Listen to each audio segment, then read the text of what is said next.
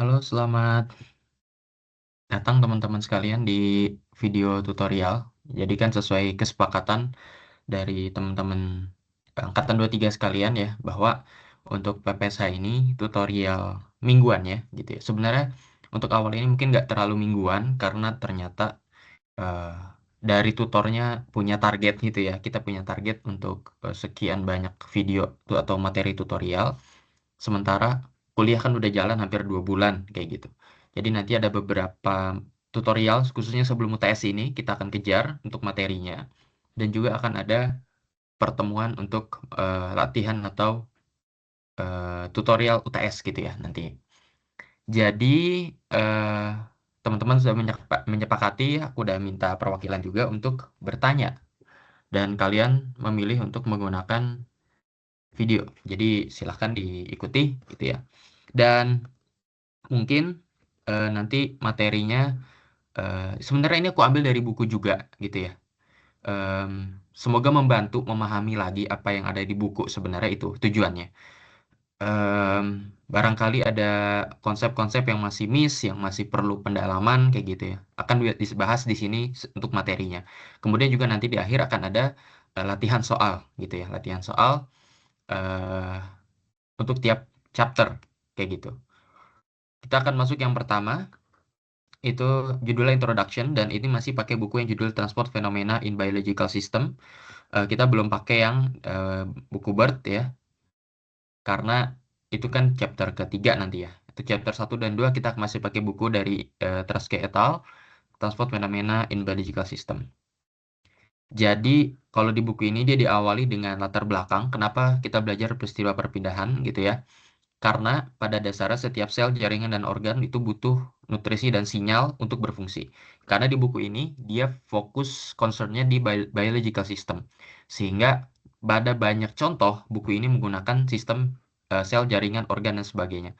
Eh, Pada sistem yang lebih besar, misal sistem industri, itu juga sama pada intinya, kita butuh sesuatu, nutrisi gitu ya. Butuh input, kita juga butuh sinyal, butuh output gitu ya, butuh eh, komunikasi untuk setiap fungsi unit operasi misalnya. Nah, semua itu kan berarti butuh berpindah. Semua itu harus berpindah dari sumbernya ke tujuan. Nah, yang penting dipelajari adalah bagaimana itu berpindah. Seperti itu. Makanya kita kenapa kita perlu dan penting sekali belajar peristiwa perpindahan. Em, Jadi kalau kita bikin analogi ya, jadi misalnya tubuh manusia itu adalah sebuah kota besar. Nutrisi itu adalah logistik kita. Kita butuh nutrisi, kita butuh logistik untuk bertahan hidup kan gitu ya. Dan logistik ini diantar lewat darah yang merupakan sistem jalan. Kemudian eh, bagaimana dari jalan besar ini bisa sampai ke kita gitu ya. Kepada sel-sel itu pasti kan melalui kapiler. Kita udah belajar ya di biologi. Dan kapiler itu kan adalah bisa dianalogikan sebagai jalan-jalan yang lebih sempit lagi.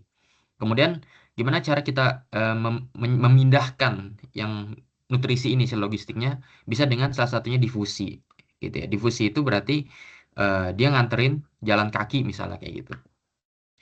Dan kalau tubuh manusia dia akan pakai kombinasi, jadi dia tidak akan bisa menghandle semua skala jarak eh, dengan efektif gitu ya. Nanti kita lihat di slide-slide berikutnya. Ini dasarnya kenapa perlu belajar peristiwa perpindahan karena bagi kita engineer, kita nggak cuma tahu apa yang bukan kalau engineer itu kan kita merancang ya, kita merancang dan gimana kita bisa ngerancang kalau kita nggak tahu gimana mekanisme perpindahan itu. So kita harus bisa paham perpindahan itu apa yang terjadi, kenapa, bagaimana gitu ya. Itu dasarnya sebenarnya. Oke, next. Nah, ini kita langsung masuk aja. Jadi dalam perpindahan molekul ada dua mekanisme utama ya. Yang pertama ada difusi. eh Difusi itu yang berpindah molekulnya, gitu ya, gampangnya kan ya. Untuk difusi yang berpindah adalah molekulnya.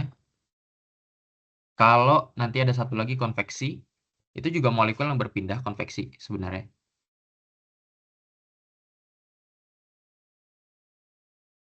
Jadi kalau difusi ini bisa dibilang molekul pindah. Jadi fokus kita ada pada si molekulnya. Itu kalau kita bicara difusi.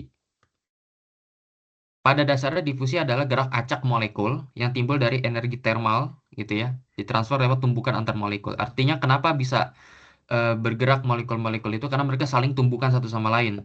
Gitu ya, kalau kita udah punya bayangan kayak gitu, yang terjadi adalah ini molekul 1, molekul 2, molekul 3 mereka saling bergerak ya ke arah yang random. So, satu titik mereka akan bertabrakan sehingga ya tabrakan mereka akan bikin mereka akan saling berdifusi, saling bergerak, saling berpindah. Itu yang dipelajari kan ya, perpindahannya. Setiap kali molekul tumbukan arahnya berubah secara acak. Jalur ini disebut random walk, ya, jalan acak, jalan random. Tapi walaupun geraknya acak di level molekuler, secara makroskopik ada net movement dari konsentrasi tinggi ke rendah. Jadi tetap ada net movement, ada perpindahan secara neto, secara total, yaitu dari konsentrasi tinggi ke rendah. Jadi secara level mikroskopik molekuler kita tahu dia sebenarnya cuma tumbukan-tumbukan molekul aja, tapi secara makroskopik mereka semua pindah dari konsentrasi tinggi ke konsentrasi rendah. Ini kalau kita lihat ya seperti ini. Jadi awalnya ada di titik sini, kemudian saling bertumbukan. Nah ini menuju konsentrasi rendah. Kan titik daerah sini asalnya konsentrasi rendah.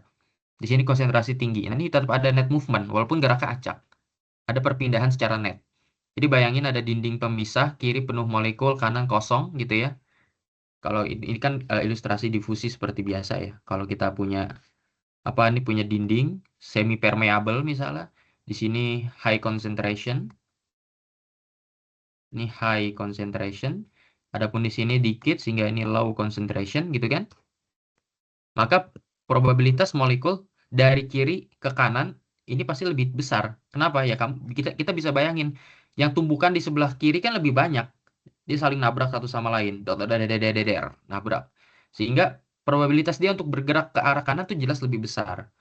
Walaupun yang kanan itu ada probabilitas juga kan dia untuk bisa tumbukan dan bergerak ke kanan. Ke kiri. Yang kanan bisa aja dia tumbukan dan gerak ke kiri. Bisa, tapi tetap bagaimanapun konsentrasi tinggi. Karena dia lebih banyak molekulnya, maka dia akan ya membuat net movement tadi. Net movementnya ke arah konsentrasi yang lebih rendah. Itu. Jadi walaupun gerak ke acak, tetap ada net movement di sana. Kalau kata buku ini bahasanya adalah net movement. Oke, kita lanjut. Nah, ini masih tentang difusi. Hasil makroskopik dari random walk adalah molekul bergerak dari konsentrasi tinggi ke rendah. Kita udah bahas tadi kenapa bisa terjadi begitu ya. Selisih konsentrasinya antar titik di ruang itu disebut konsentrasi gradien. Ya, jadi pasti ada gradien konsentrasi di sepanjang titik gitu ya, sepanjang ruang. Kemudian kita mengenal istilah flux. Ini udah umum kita kenal, ada flux, biasa simbolnya J ya. Itu jumlah molekul yang melewati satu satuan luas per satuan waktu. Jadi satuannya kalau molekul berarti kan mol, per satuan luas per meter persegi, per waktu yaitu per detik. Dan flux merupakan vektor. Itu yang perlu kita ingat lagi ya, tentang pelajaran tentang flux. Nggak tahu ya, kalian angkatan 24 ya, kalian nggak dapat fisika 2 ya? Apa dapat? Di situ belajar banyak tentang flux sebenarnya di fisika 2. Ya ini flux adalah vektor, ini penting kita pelajari. Jadi di episode perpindahan nanti kita akan banyak bicara soal flux. Gitu. Jadi kan kalau kita ngomongin berapa banyak yang pindah, itu kalau menurutku ya, itu terlalu random. Kita bisa bikin itu lebih spesifik. Berapa banyak yang pindah per satuan luas. Jadi kita ngomongnya itu, ini pindah nih, apa nih yang pindah misalnya? Molekul. Atau yang berpindah apa? Panas. Itu kan? Pindahnya itu berapa banyak itu persatuan luas. Jadi kita punya punya punya luasan tertentu. Itu yang kita sebut dengan flux. Banyaknya sesuatu yang menembus persatuan luas, persatuan waktu kayak gitu. Daripada kita ngomong berapa banyak yang pindah 20 20 mol misalnya. 20 molnya itu per berapa luasan gitu kan. Makanya flux itu jadi besaran yang bisa dibilang penting gitu ya dan masuk akal untuk kita bicarakan dalam konteksnya flux kayak gitu. Kemudian untuk difusi kita mengenal ada hukum Fick ya. Hukum Fick. Hukum Fick 1 ya. Penemunya Adolf Fick, dia mengamati secara eksperimen bahwa flux difusi itu sebanding dengan gradien konsentrasinya. Dan ini mirip dengan hukum konduksi panas Fourier nanti mungkin di bab tentang perpindahan panas ya lebih banyak dibahas tentang Fourier, bahwa flux panas itu sebanding dengan gradien temperatur. Ini kalau kita bicara logika, semakin curam bukit konsentrasi, semakin cepat molekul mengalir menuruni bukit. Kita bisa belajar dari peristiwa tadi ya, peristiwa tumbukannya. Bayangin kalau di satu titik konsentrasi tinggi banget, curam bukit konsentrasinya, maksudnya satu titik tinggi sekali konsentrasinya, satu titik lebih rendah. Berarti kan tumbukan yang di satu sisi akan lebih tinggi gitu ya, dan itu akan lebih cepat membuat molekul mengalir mengikuti gradien konsentrasi itu. Nah, ini kalau kita tuliskan secara formulasi hukum fix 1, flux ya, molekul I misalnya, itu minus DIJ DCI DX. Ini untuk satu dimensi. Kalau tiga dimensi kita tulis pakai notasi ini. Teman-teman nggak usah pusing ya sama notasi apa nih, delta kebalik, apa namanya? Gradien, bisa dibilang. Ada yang sebut grad gitu ya. Ada yang bacanya gradien. Ada yang bacanya pakai istilah benerannya nabla. Ada yang baca del. Ya. Kalau aku pribadi suka pakai baca ya udah gradien bacanya. Karena kita konteksnya belajar pakai gradien.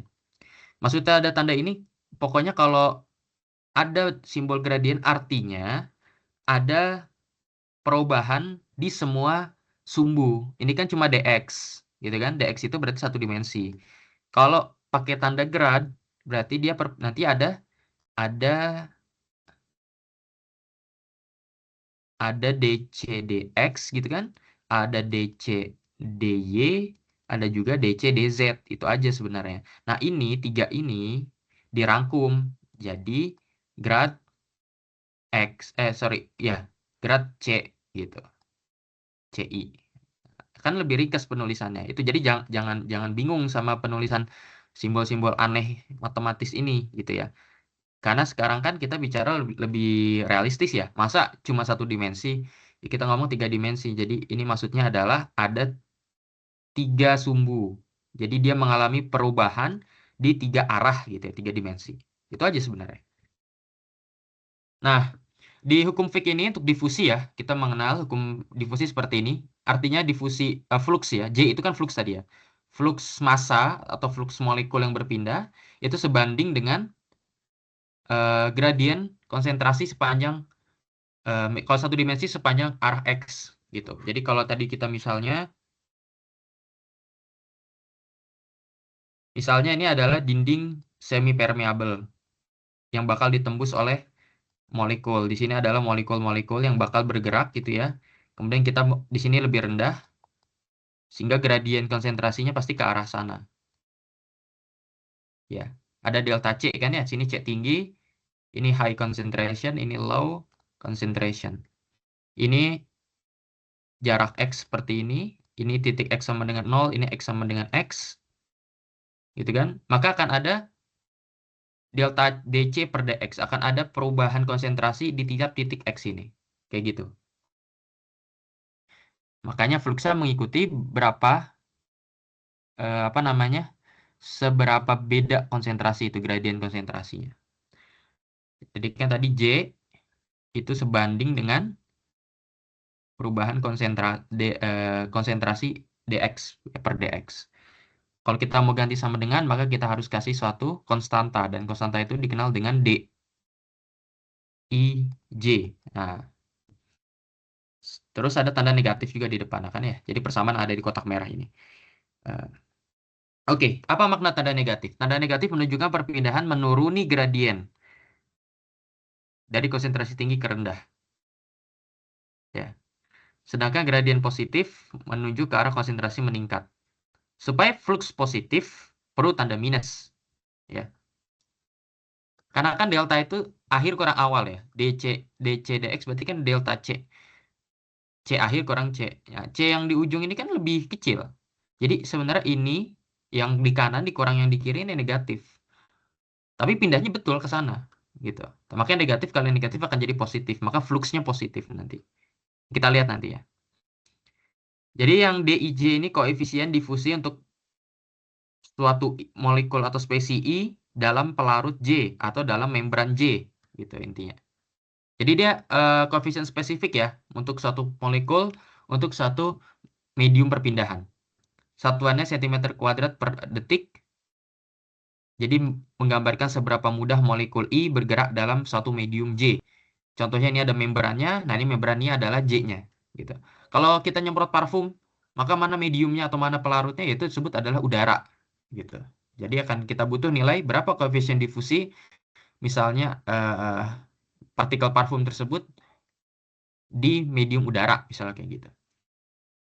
Nah, ini ada banyak faktor yang mempengaruhi nilai D ya, diantaranya ukuran dan bentuk molekul, temperatur, viskositas, dan paling besar untuk gas ya. Kenapa? Karena gas kan molekul bebas bergerak ya. Bahkan jauh sebelum bertumbuh kan dia udah bergerak bebas gitu. Kalau yang untuk eh, liquid tuh di bawahnya gas tentu saja. Apalagi yang solid itu lebih susah lagi untuk berdifusi gitu ya. Untuk protein ini paling kecil D-nya dalam membran lipid banyak hambatan. Oke, kita lanjut. Ini tentang difusi. Sebenarnya ini kayaknya bakal dibahas lebih detail di ini ya, di bab tentang perpindahan massa. Tapi nggak apa-apa, aku mau ngawalin aja sih sebenarnya. Nah, kemudian di buku dia memunculkan persamaan Einstein, gitu.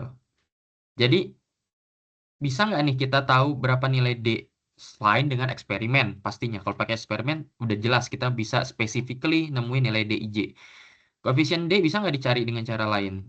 Bisa aja pakai persamaan Einstein, gitu. Bahwa dicari dengan kita mengetahui berapa X kuadrat rata-rata tambah Y kuadrat rata-rata bagi 4 kali waktu dia bergerak. Ini ada gambaran nggak ya? Oh, nggak ada. Jadi Einstein menemukan bahwa DIJ terhubung langsung dengan perpindahan rata-rata kuadrat. Ini kan X dan Y ini perpindahan kalau 2 dimensi ya. Kalau 3 dimensi tambahkan lagi Z. Ini kalau ada tanda siku begini, menurut buku Transport Phenomena in Biological System, ini maksudnya adalah rata-rata. Ini siku yang kayak gini ya. Siku yang kayak gini. Pokoknya aku menuliskan slide ini sesuai dengan buku gitu ya. Nanti kalau ganti buku notasinya beda, jangan bingung gitu ya. Jadi D bisa juga dicari kalau kita tahu berapa rata-rata perpindahan di arah X. Kayak tadi misalnya di gambar ini, dia berpindah sejauh sumbu X nih. Jadi berpindah sejauh sumbu X eh, berapa. Nah, itu dikuadratkan dulu baru dirata-ratakan. Perpindahan di arah Y juga sama. Tapi kalau 3 dimensi ada perpindahan di arah Z, lakukan hal yang sama. Jadi dikuadratkan, baru dirata-rata, ditambah, dikuadratkan rata-rata, dibagi 4 kali waktu dia bergerak. Sampai ke titik tersebut. Maka kita bisa menghitung. Mean square displacement. Perpindahan rata-rata kuadrat. Nah, kalau kita lihat persamaan ini kan kita bisa rearrange. Ya, kita bisa dapat berapa sih waktu untuk difusi. Nah, kalau kita pindah ruaskan kan jadinya 4T sama dengan X kuadrat rata-rata tambah Y kuadrat rata-rata dibagi DIJ gitu kan. Sementara kita bisa simplifikasi ini menjadi intinya adalah jarak yang ditempuh. L misalnya kayak gitu. Yang dikuadratkan. Maka akan jadi seperti ini. Sehingga kita bisa turunkan bahwa eh, waktu difusi itu sebanding dengan jarak kuadrat. Gitu kan.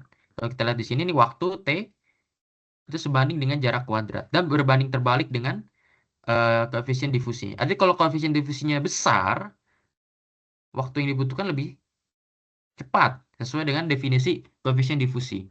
Tapi kalau jarak yang harus ditempuhnya gede, jadi kita mau mendifusikan sesuatu melalui misalnya membrannya tebal gitu ya.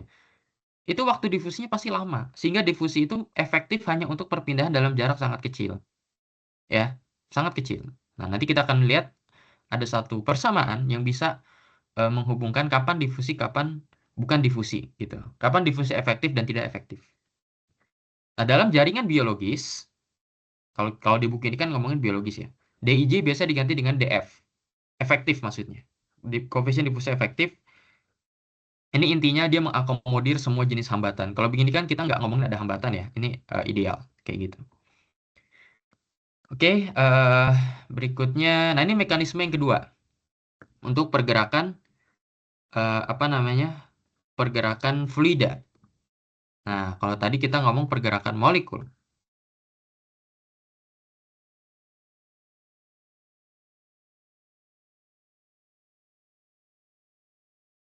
Oh, sebentar. Saya harus ngecas laptop.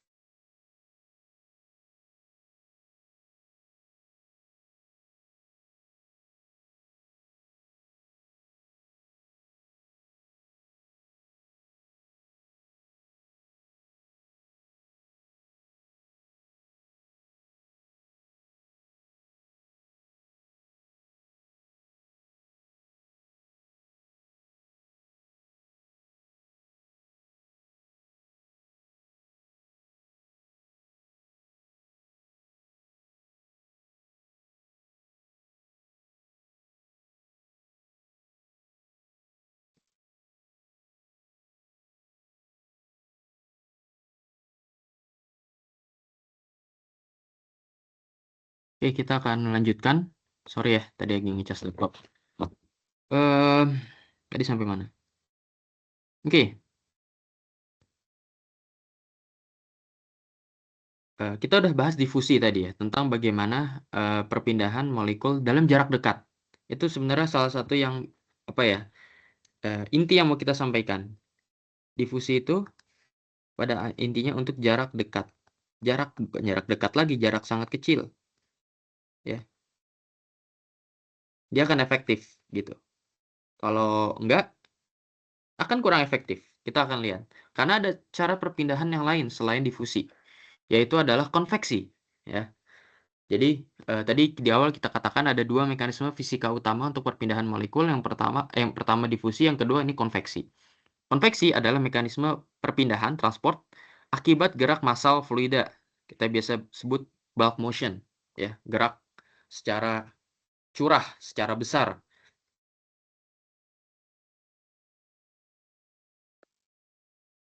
Kalau tadi difusi, kita bisa bikin analogi atau permisalan, oh dia kayak orang jalan kaki nganterin logistik kita. Karena ya dia logistik itu sendiri gitu. Kalau konveksi, ya dia naik transportasi umum. Jadi logistik kita itu ada di dalam suatu alat transportasi gitu. Dalam hal ini adalah fluida. Contohnya kalau di kita darah, ya. Kita kan butuh oksigen. Oksigen itu dibawa oleh darah, nah itu berpindah secara konveksi. Jadi darah mengalir, itu namanya konveksi. Tapi nanti pas oksigennya udah nyampe di kapiler, masuk ke sel itu, karena jaraknya tipis dinding kapiler, maka itu bisa dengan difusi aja, nggak butuh fluida untuk nganterin oksigen masuk ke dalam sel. Tapi kalau nganterin dari paru kemana itu pakai darah, butuh fluida. Nah, karena dianterin sama satu transportasi lagi gitu, namanya perpindahan secara konveksi. Itu intinya. Nah, kalau udah ngomongin konveksi, kita ngomongin yang fluida-fluidaan berarti. Kenapa? Karena kita ngomongin transportasi lagi nih, ya. Jadi kita udah mau mindahin molekul, gitu kan? Tapi molekul kita harus ditransport pakai transportasi namanya fluida, kayak gitu. Jadi kenapa fluida bergerak? Pasti ada gaya. Itu common ya. Kita belajar dari dulu. Kenapa ada pergerakan? Karena ada gaya. Nah, gaya yang bekerja pada permukaan fluida menghasilkan stres. Pada dasarnya stres itu kan tegangan atau tekanan. Ini sebenarnya mirip ya. Stres bisa kita bilang intinya tekanan, bisa juga kita sebut tegangan gitu kan. Pada intinya dia adalah gaya yang bekerja pada permukaan. Lagi-lagi, tadi di awal di flux di difusi kita akrab dengan flux.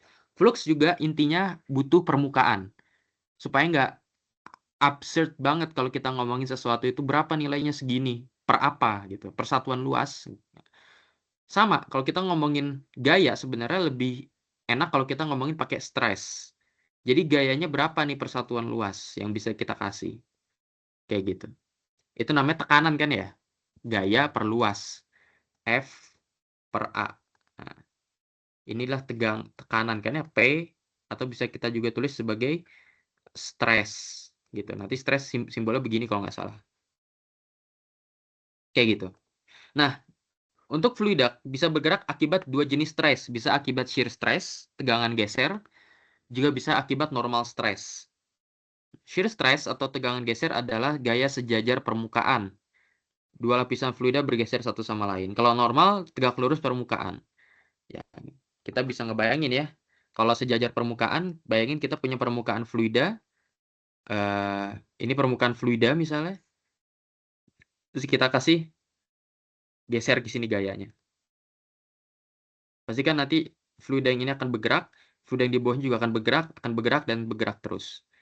Kalau normal stress, kita ngasihnya tegak lurus dengan permukaan fluida. Gini, ini F-nya. Maka fluidanya bisa tertekan, ya. Kalau kita ngasih gayanya kita balik, arahnya ke atas, bisa fluidanya apa namanya? Mengembang gitu ya. Jadi bisa kompresif atau tensile. Tensile itu mengembang, ya dia makin gede. Kalau kompresif makin kecil gitu. Jadi gaya yang atau stres yang bekerja pada fluida intinya ada dua, tergantung arahnya doang. Ada yang arahnya geser, ngegeser permukaan, ya kayak kita ada apa namanya? Ada kertas, kita geser-geser gitu di atas meja, itu kan geser namanya. Itu shear stress kayak gitu. Jadi bayangin mejanya atau kertas di atas meja itu adalah permukaan fluida, terus kita geser-geser pakai tangan, ya itu shear stress. Tapi kalau kita tekan dari atas, itu namanya normal stress atau tekanan itu sendiri. Nah, karena kita bicarain fluida dalam konveksi, maka ada beberapa hal yang harus kita kenal. Pertama ada viskositas. Viskositas itu sebenarnya adalah hambatan. Dia resistensi dari si fluida tersebut terhadap aliran. Kalau kita sering bisa bilang viskositas adalah ukuran kekentalan fluida. Artinya viskositas besar, fluida akan semakin sulit untuk mengalir. Ya, karena dia adalah hambatan. Ini contohnya ya, kalau kita misalnya ngecat dinding pakai cat yang lebih encer dan yang lebih kental, untuk ngecat dengan kecepatan yang sama ya, pastikan kita harus lebih effort ngeluarin gaya gitu ya, ngeluarin tenaga untuk yang lebih kental. Karena apa? Itu viskositasnya tinggi. Karena viskositas tinggi dia malas mengalir sebenarnya kan gitu. Makanya kita harus balas dengan kasih gaya yang lebih besar. Nah, untuk fluida sederhana, viskositas itu cuma bergantung temperatur dan tekanan.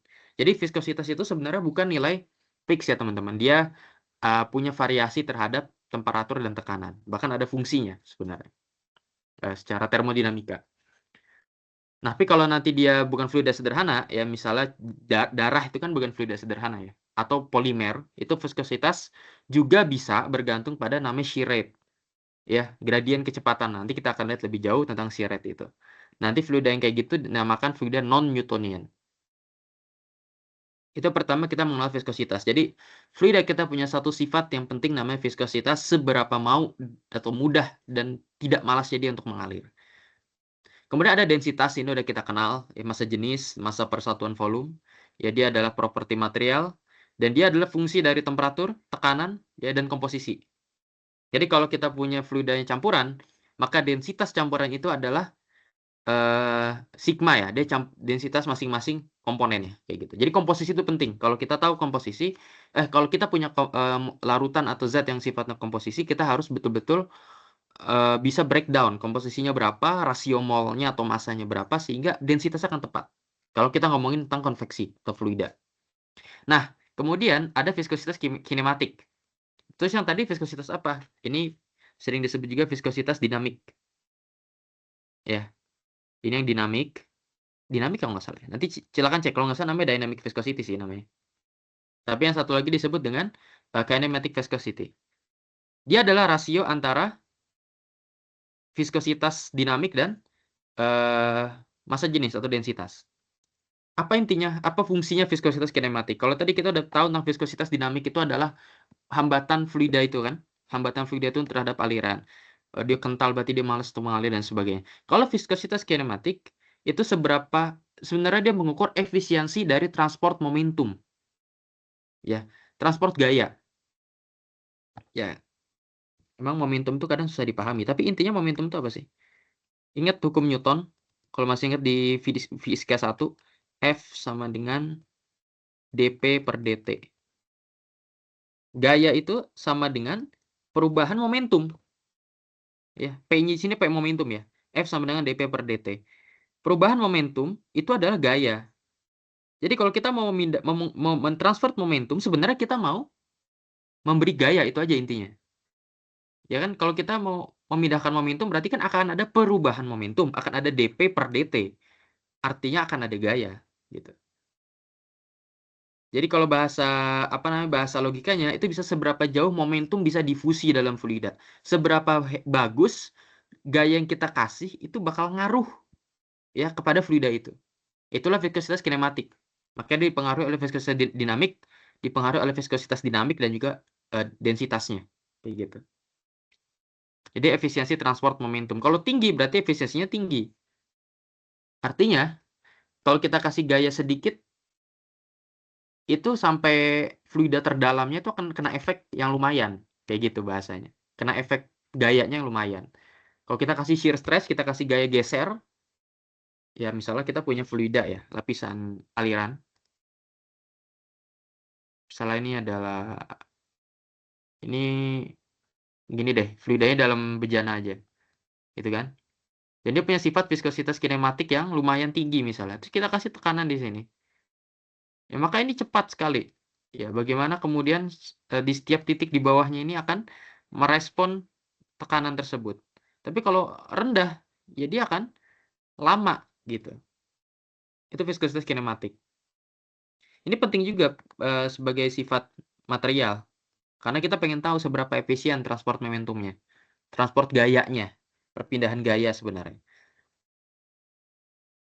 Karena kan kita ngejar waktu juga, ya waktu konveksi kan, gitu.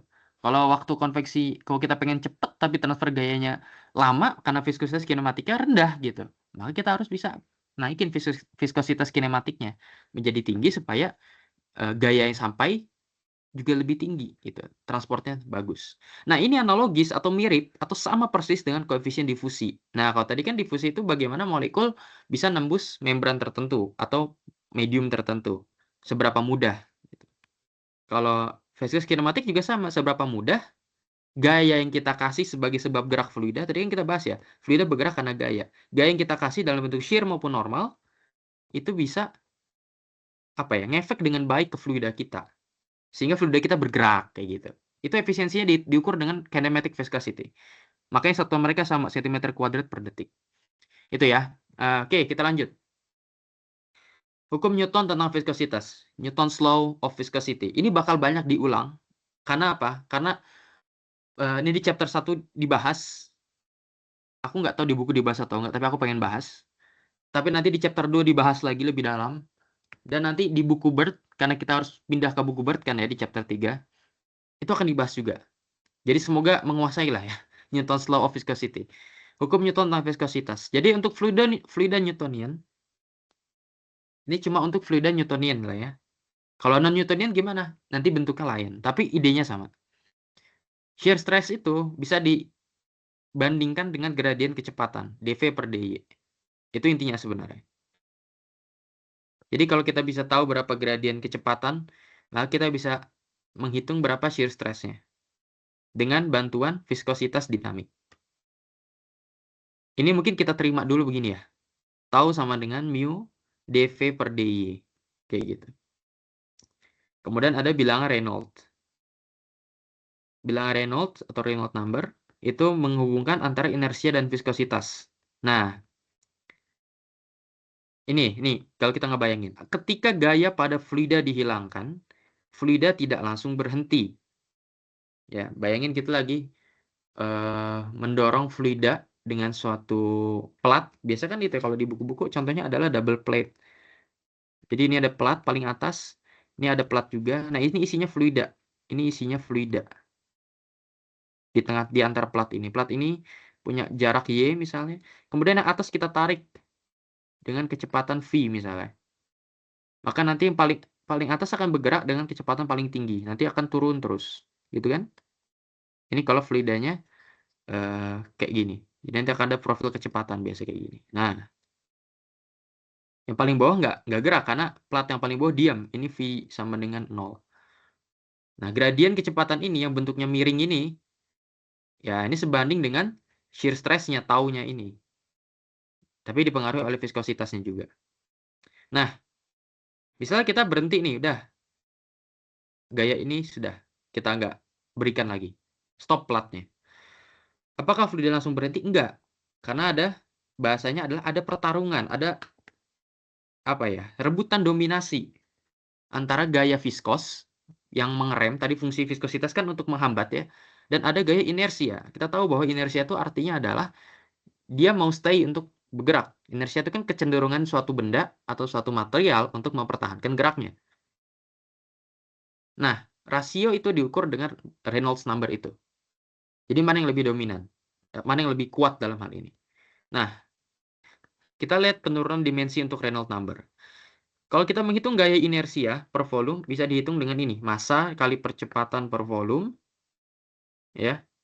M kali A per V, M per V kali A, kemudian apa nih? Percepatannya adalah V kuadrat per L. Maka nanti gaya inersianya diberikan oleh rho V kuadrat per L. Untuk gaya viskosnya mu V per L kuadrat. Ya. Kemudian kita rasiokan. Maka kita akan dapat rumus untuk Reynolds number rho VL per mu. Dengan L adalah karakteristik length. Panjang karakteristik. Panjang ini perlu ini sebenarnya. Ini disebut dengan karakteristik length. Apakah harus selalu panjang? Enggak. L ini bisa diganti dengan D, diameter. Diameter aja nanti bisa diganti pakai apa? DH, hydraulic diameter. Intinya adalah L ini, karakteristik length itu adalah ukuran di mana fluida itu bermain, ya, bergerak. Kalau di satu dimensi berarti dalam konteks panjang. Kalau dalam pipa berarti kan diameter, karena fluida itu kan memenuhi sepipa-pipa gitu. Berarti memenuhi sediameter-diameternya, gitu. Kalau dia nggak kotak, misal pipa kita bentuknya segitiga, ya udah kita harus bisa menghitung berapa karakteristik length-nya, gitu. Jadi karakteristik length itu nggak selalu panjang ya. Dia ukuran panjang, bukan panjang, ukuran satu dimensi yang menggambarkan seberapa fluida itu berpengaruh gitu. Nanti kita lihat lah tentang Reynolds number. Ini baru pengenalan aja di chapter 1. Nah, kalau Reynolds-nya kecil, kalau persamaan ini kecil kan berarti yang besar adalah viskosnya. Viskos dominan. Maka disebut dengan aliran yang laminar. Kalau yang besar berarti inersianya dominan. Dia nggak mau berhenti pada dasarnya. Maka alirannya disebut dengan turbulen. Nanti akan lebih jauh lagi dibahas tentang ini. Ya, ini dikenalkan dulu dalam konveksi. Kenapa? Karena konveksi tadi ngomongin fluida ya. Karena kita ngomongin transportasi si molekul yang namanya fluida. Dia penting juga untuk kita tahu bagaimana alirannya. Nah, kemudian ini tambahan sebenarnya. Kayaknya nggak ada di buku juga. Tapi aku tambahin aja. Karena jaringan biologis kita itu biasanya media berpori, poros media. Maka berlaku ada namanya hukum Darcy. Ya. Ini nggak pakai tanda sama dengan, masih pakai tanda apa namanya, proportionality, kesebandingan. Kenapa? Karena teman-teman bisa cari nanti rumusnya, ada variabel atau besaran yang belum masuk ke dalam rumus ini. Tapi intinya kecepatan ya untuk perpindahan di media berpori itu bergantung sama satu nilai K.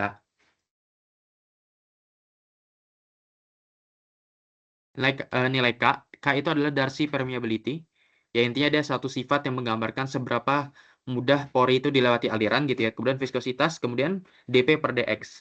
Yaitu gradien tekanan pada sepanjang pori gitu.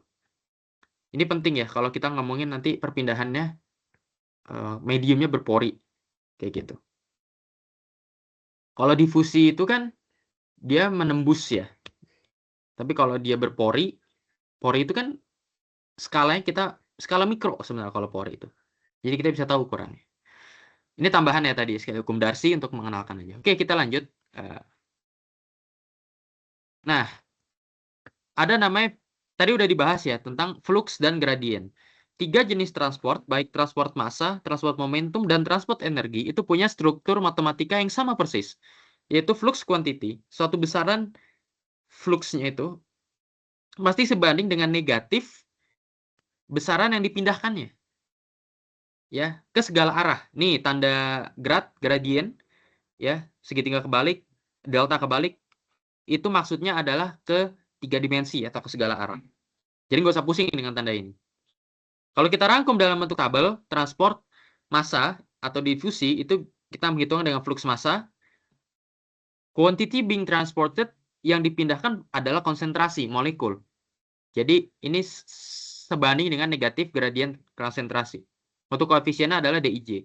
Kalau transport momentum atau transport gaya tadi ya, kita memindahkan gaya, kita mau tahu berapa banyak gaya yang dipindahkan, yaitu shear stress-nya. Kita mau tahu tegangan gesernya berapa fluxnya. Kan tegangan geser tadi gaya ya termasuknya.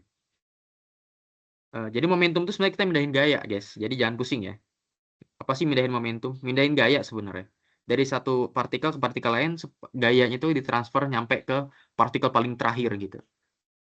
Kita mau tahu fluxnya berapa banyak. Berapa banyak tegangan geser yang nyampe, yang bisa lewat.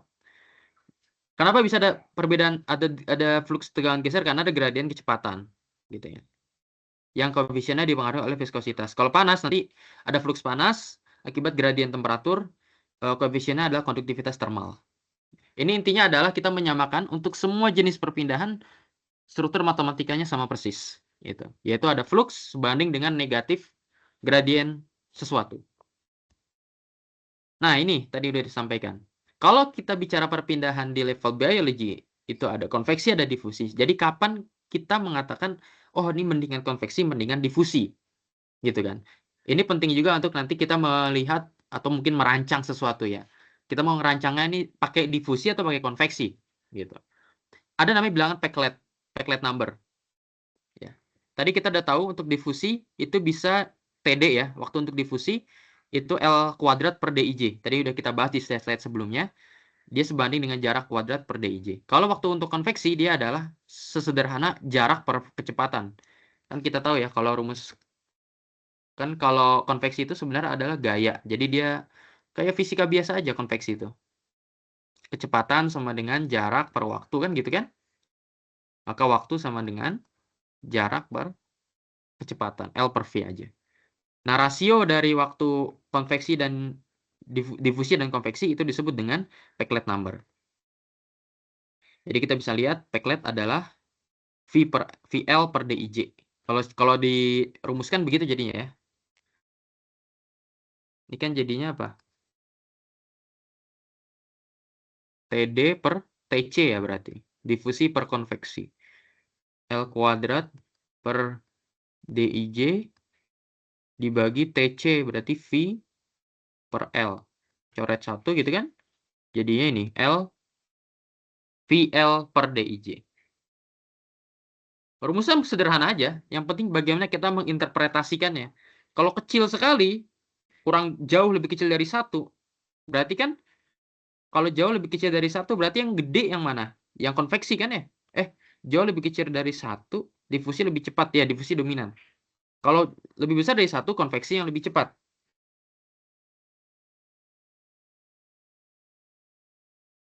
Kita lihat di Peclet number ini.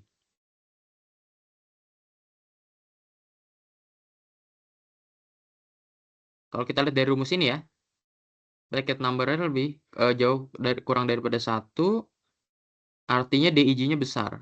Dia akan difusi dominan.